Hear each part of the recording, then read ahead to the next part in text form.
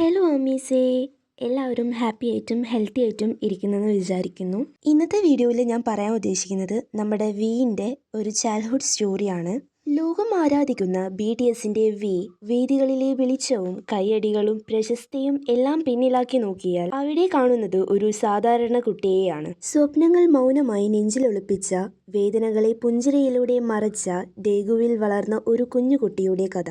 1995 December 30-നാണ് Kim തേഹോങ് ജനിക്കുന്നത്. കുടുംബത്തിലെ മൂത്ത മകനായ അവൻ തന്റെ ബാല്യകാലം വളരെ സ്നേഹത്തോടെയും ലളിതമായ ജീവിതശൈലിയോടെയും ജീവിച്ചു. പ്രത്യേകിച്ച് തന്റെ അമ്മമ്മയോടുള്ള അടുപ്പം അവന്റെ ജീവിതത്തിൽ വലിയ സ്വാധീനം ചെലുത്തി. തേയോങ്ങിന് അമ്മമ്മ ഒരു കുടുംബാംഗം മാത്രമായിരുന്നില്ല, അമ്മമ്മ അവന്റെ ആശ്വാസവും സുരക്ഷയും വീടുമായിരുന്നു. കുട്ടിക്കാലത്ത് തേയോങ് ശാന്ത സ്വഭാവമുള്ളതും കളിവാശിയുള്ളതുമായ കുട്ടിയായിരുന്നു. മറ്റുള്ളവർ കൂട്ടത്തെ പിന്തുടർന്നപ്പോൾ തേയോങ് സ്വന്തമായ വഴിയിലൂടെയാണ് നടന്നത്. വളരെ സെൻസിറ്റീവും ഇമോഷണലും ഫുൾ ഓഫ് ക്യൂരിയോസിറ്റി ഉള്ള ഒരു കുട്ടിയായിരുന്നു തേയോങ്. സംഗീതം അവന്റെ ജീവിതത്തിലേക്ക് പതിയെ കടന്നു വന്നു. തുടക്കത്തിൽ തന്നെ ഒരു ഐഡൽ ആകണമെന്ന സ്വപ്നം തേയോങ്ങിന് ഉണ്ടായിരുന്നില്ല. ഒരിക്കൽ അവൻ പറഞ്ഞിട്ടുണ്ട്, തന്റെ അപ്പൂപ്പന്മാരെ പോലെ ഒരു കർഷകനാകാനായിരുന്നു അവന്റെ ആഗ്രഹം. പ്രകൃതിയെയും മൃഗങ്ങളെയും ഗ്രാമജീവിതത്തെയും അവൻ ഏറെ സ്നേഹിച്ചിരുന്നു.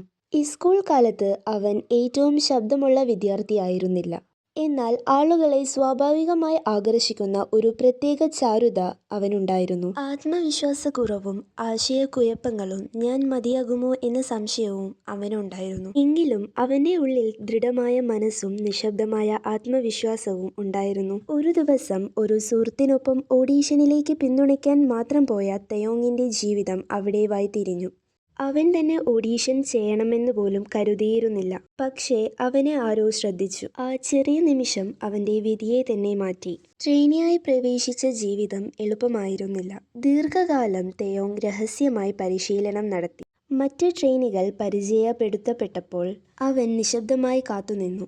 ഒറ്റപ്പെടലും വേദനയും അവന്റെ കൂട്ടുകാരായിരുന്നു. എന്നിട്ടും അവൻ ഒരിക്കലും കൈവിട്ടില്ല. ട്രെയിനിങ് കാലത്ത് തന്റെ പ്രിയപ്പെട്ട അമ്മമ്മയെ നഷ്ടപ്പെടേണ്ടി വന്നത് തേയോങ്ങിനെ ഏറെ വേദനിപ്പിച്ചു. ആ ദുഃഖമാണ് പിന്നീട് അവന്റെ ശബ്ദത്തിലെയും പ്രകടനങ്ങളിലെയും ആത്മാവായി മാറിയത്. അവന്റെ പാട്ടുകളിലെ വികാരങ്ങളും കണ്ണീരുകളും പുഞ്ചിരികളും ആ അനുഭവങ്ങളിൽ നിന്നാണ് പിറന്നത്. എത്രയേറെ മാറിയാലും തേയോങ് തന്റെ കുട്ടിക്കാല നിർമ്മലത ഒരിക്കലും നഷ്ടപ്പെടുത്തിയില്ല. ഇന്ന് ആഗോള വേദികളിൽ ആത്മവിശ്വാസത്തോടെ നിൽക്കുന്ന വിയെ കാണുമ്പോൾ നമ്മൾ കാണുന്നത് ഡൈഗുവിലെ ആ കുട്ടിയെയാണ്. സ്വപ്നം കണ്ട, സഹിച്ച ആ കുട്ടിയെ. കിം തേയോങ്ങിന്റെ ബാല്യകഥ നമ്മെ പഠിപ്പിക്കുന്നത് ഇതാണ്. മഹത്വം പൂർണ്ണതയിൽ നിന്നല്ല, ഒരിക്കലും കൈവിടാത്ത ഒരു സത്യസന്ധമായ ഹൃദയത്തിൽ നിന്നാണ് ജനിക്കുന്നത്. അതുകൊണ്ടാണ് വി ഒരു ഐഡിയൽ മാത്രമല്ല, അവനൊരു കഥയാണ്.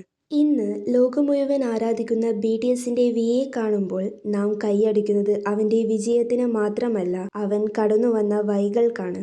ഇന്നത്തെ വീഡിയോ നിങ്ങൾക്ക് ഇഷ്ടമായെന്ന് വിശ്വസിക്കുന്നു. ഇനി അടുത്ത വീഡിയോയിൽ കാണാം. ബൈ.